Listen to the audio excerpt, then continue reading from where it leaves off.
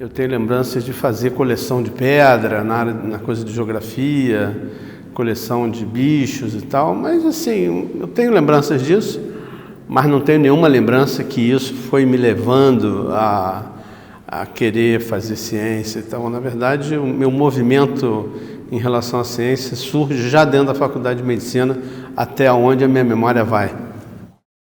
Entrei na universidade, na Faculdade de Medicina, o meu objetivo era ser psicanalista. E depois, logo no final do primeiro ano, eu fiz uma monitoria de biofísica. E aí comecei a me interessar um pouco mais por outras coisas. Mas fiz 3 anos de medicina.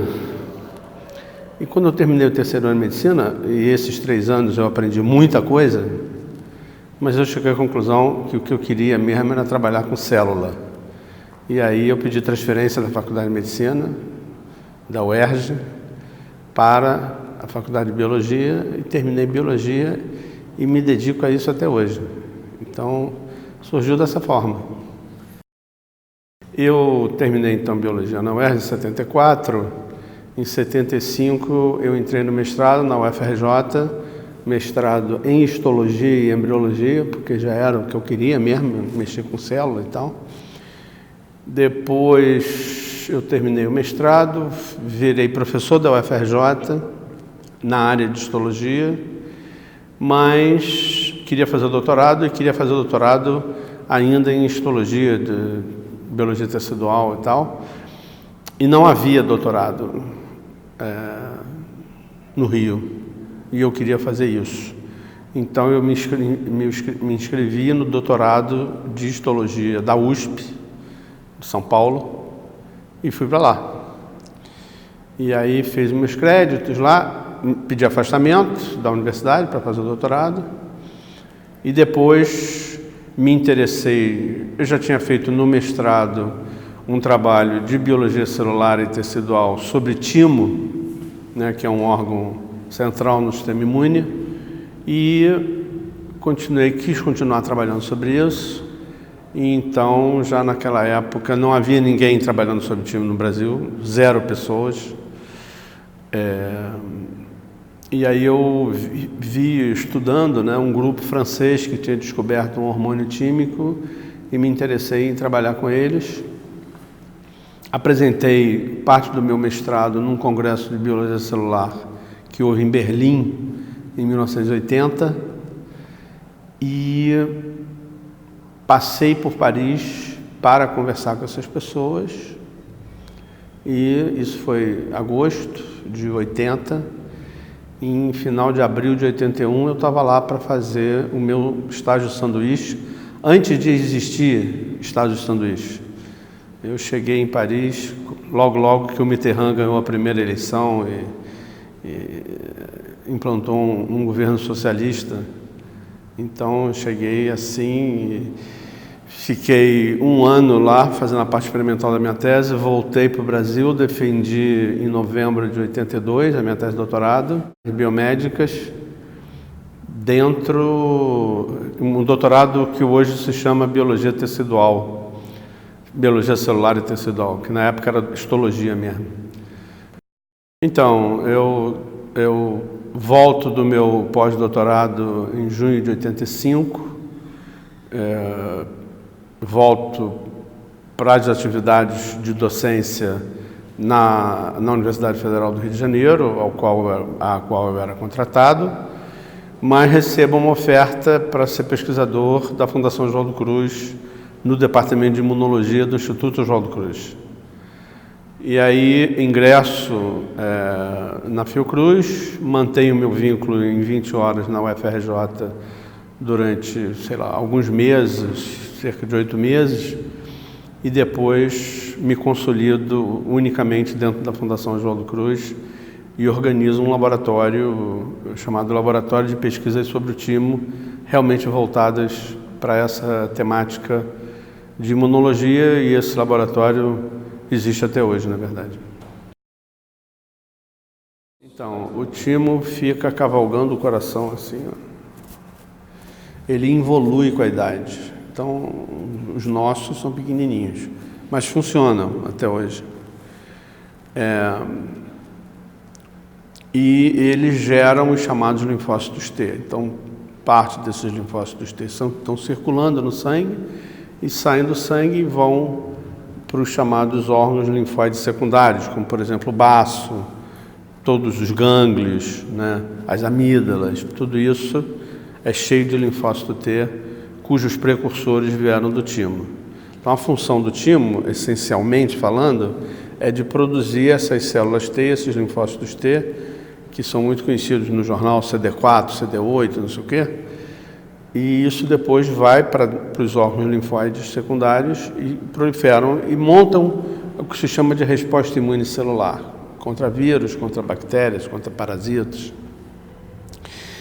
Mas esse processo dentro do timo é orquestrado por um outro componente do timo, que é o chamado microambiente tímico. E esse microambiente tímico é majoritariamente composto por células de origem epitelial, células epiteliais do timo. E essas células epiteliais do timo são o foco do meu trabalho. Então a pergunta central é como é que elas são e quais são as funções dessas células do ponto de vista de maturação dos linfócitos dentro do timo e desvios patológicos que possam acometer essas células e gerar alterações nesse processo contínuo de geração de linfócitos T dentro do timo. Então, nesse sentido, a gente estuda fisiologia, mas também estuda doenças parasitárias, doenças autoimunes. Nesse momento, estou terminando de escrever, quando eu digo eu, não sou eu, é um grupo, né?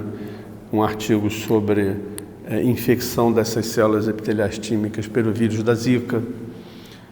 E a gente já viu que as crianças que nascem de mães infectadas têm distúrbios no timo. Então, o meu foco tem sido desde sempre predominantemente o timo e predominantemente a pergunta central é como é que as células epiteliais tímicas em condições fisiológicas em determinadas doenças, como é que isso se reflete no processo geral de diferenciação dos linfócitos dentro do timo. Nós cada vez mais fomos nos interessando sobre o processo de migração dos linfócitos T que vão sendo gerados dentro do timo. Então, como é que eles andam dentro do timo? E depois que eles saem do timo, como é que eles migram fora do timo? E nós nos interessamos cada vez mais sobre isso, analisando quais são as famílias moleculares envolvidas no processo de migração, no processo de uma migração altamente ordenada, né? Não é aleatória. Com isso, nós começamos a estudar fenômenos fora do timo também, que envolvem migração de linfócitos T. Com isso, a gente conseguiu demonstrar, por exemplo, que numa doença, que é uma doença genética muscular, que acomete meninos, que é chamada de distrofia muscular de Duchenne, existe um infiltrado inflamatório, existe células linfócitos T dentro do músculo e nós demonstramos, inclusive, que a entrada desses linfócitos T do sangue para o músculo, dependendo de como as características do linfócito T, a gente consegue predizer, tirando do sangue, fazendo uma análise sanguínea, a gente consegue predizer se aquele menino vai progredir rapidamente ou mais lentamente o processo de doença dele. Então, a gente temos inclusive uma patente para tentar modular isso e diminuir, melhorar a qualidade de vida, né? Que é o que interessa. Então, com isso, nós começamos a trabalhar com grupos dentro e fora do Brasil relacionados com doenças neuromusculares, né? Sempre olhando para a migração de linfócitos T do nosso ponto de vista. Uma outra coisa que surge no timo e que depois se torna mais abrangente é que são as interações entre o sistema imune e o sistema nervoso e o sistema endócrino. Então, o sistema imune, durante muito tempo, foi considerado autônomo, quer dizer, ele é autossuficiente. Mas não. E há interações, de novo, tanto em condições normais, né, fisiologicamente falando, quanto em várias doenças de diferentes naturezas, infecciosas, não infecciosas, existem alterações neuroimunes ou neuroimunoendócrinas. Então isso a gente avançou muito no nosso laboratório, olhando muito para timo também, mas não só. E aí houve uma expansão grande nesse negócio, a ponto de hoje eu coordeno uma rede nacional de um Instituto Nacional de Ciência e Tecnologia em neuroimunomodulação, nas interações entre o sistema imune, o sistema nervoso e o sistema endócrino. A evolução disso tudo tem feito com que o laboratório mais e mais se debruce sobre a questão da divulgação da ciência para a sociedade. Só para você ter uma ideia,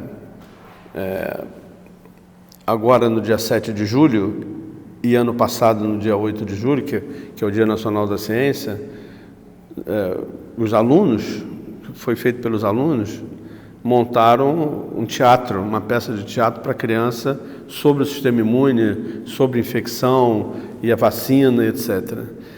E isso é uma coisa muito interessante, porque quer dizer cada vez mais uma conscientização da responsabilidade que cada um de nós tem, não só para fazer as descobertas, mas para transmitir essas descobertas de forma inteligível para a sociedade, que é quem nos paga e a quem nós devemos efetivamente o trabalho, né? Bom, então essa é a forma mais singela, mas como eu disse, não menos importante. E do ponto de vista das descobertas, né? Por exemplo, o que eu comentei com você sobre distrofia muscular de Duchenne, o fato da gente predizer se uma criança vai desenvolver de forma mais rápida ou menos rápida, o médico pode prescrever a única alternativa terapêutica de melhoria de qualidade de vida, que é o uso de glicocorticoides. Ele pode se antecipar e prescrever antes, e com isso modular e melhorar a qualidade de vida de uma criança. Ora, melhorar a qualidade de vida de uma criança que tem uma doença para a qual não tem cura nesse momento é fundamental para a criança e para toda a família que a rodeia, porque em torno de um doente existe uma família, em geral, vamos dizer assim, e a família sofre junto com o doente. Então, esse é um exemplo que eu acho que deságua diretamente na sociedade e nas famílias, não é? Nós estamos desenvolvendo agora métodos que, se a gente conseguir ter inibidores adequados para essa molécula que a gente descobriu, não descobrimos a molécula, descobrimos a função dessa molécula na distrofia muscular de Duchenne. Nós estamos desenhando e produzindo dentro do laboratório inibidores, e se isso acontecer, nós vamos ter uma ferramenta nova de novo, para melhorar a vida dessas crianças. A ciência permite com que a espécie humana ela construa um arcabouço de conhecimento, mas baseado não em dogmas tirados de histórias que foram escritas, mas sim baseados em evidências que foram repetidas ou que foram analisadas e interpretadas por diversos grupos de pesquisa no mundo e, portanto, consolida um tipo de conhecimento que permite com que a sociedade possa viver de uma maneira mais consciente dentro do planeta, não é?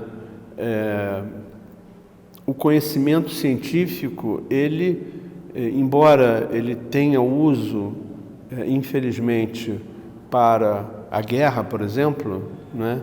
O conhecimento científico, ele usado para a paz, ele sem dúvida nenhuma melhora as condições das sociedades.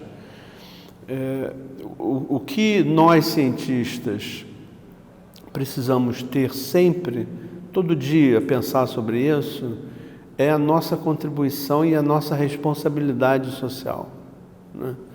Então, nós não podemos ficar quietos, parados, inertes, como se não fossem problemas nossos, entendeu? Quando você censura a cultura. Nós não podemos ficar em silêncio quando você vê as milhares de pessoas que estão entrando em barcos para fugir da guerra no norte da África e atravessarem o Mediterrâneo e morrerem, ou então governos não aceitarem que aquelas pessoas entrem no país. A gente não pode, porque nós temos uma consciência e uma responsabilidade sobre a vida do planeta. Então essas coisas que podem existir e que existem infelizmente hoje, e hoje há inclusive um recrudescimento, né, de percepções egocêntricas, fragmentadas, onde você vê o outro não de forma solidária, mas de forma temerosa, que aquilo é um possível inimigo.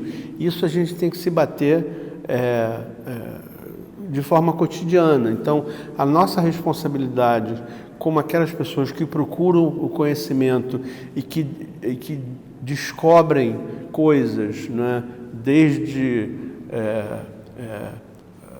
a última galáxia até o último átomo e como a vida se constrói, né?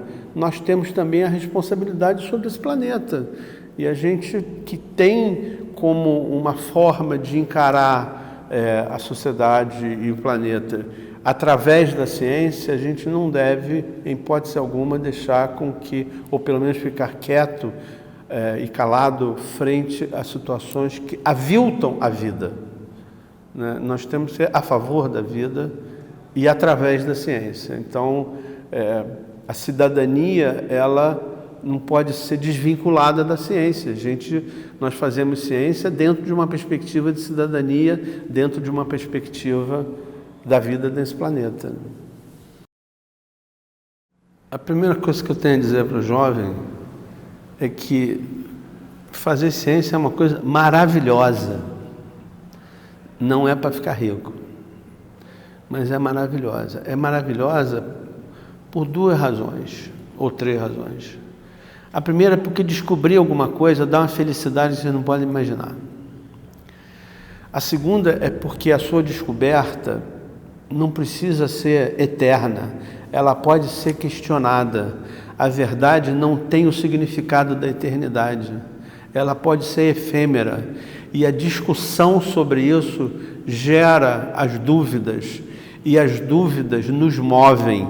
Nós devemos ser movidos muito mais pelas dúvidas do que pelas certezas. E ter dúvidas nos faz avançar cada vez mais. Não se conformar com a verdade nos faz avançar cada vez mais. Então, eu acho que, na verdade, qualquer área do conhecimento, desde que seja olhado dessa forma, é um universo maravilhoso a ser adentrado e desvendado. Tanto na biologia, quanto na matemática, na física, na química, na astrologia. Eu poderia muito bem, eu seria muito feliz de ser astrofísico. Eu acho extraordinário o estudo das galáxias, mas eu não vou fazer mais isso na minha vida. Mas o que eu quero dizer é que... Eu acho que você falou astrologia. Não falei astrologia, não. Mas eu acho que, quer dizer, inclusive a história, não é? As ciências sociais são muito importantes, inclusive para que nós percebamos melhor os movimentos, né, da espécie humana ao longo da sua história e até compreendamos melhor o que acontece, por exemplo, na atualidade. Então, viver na ciência é algo maravilhoso.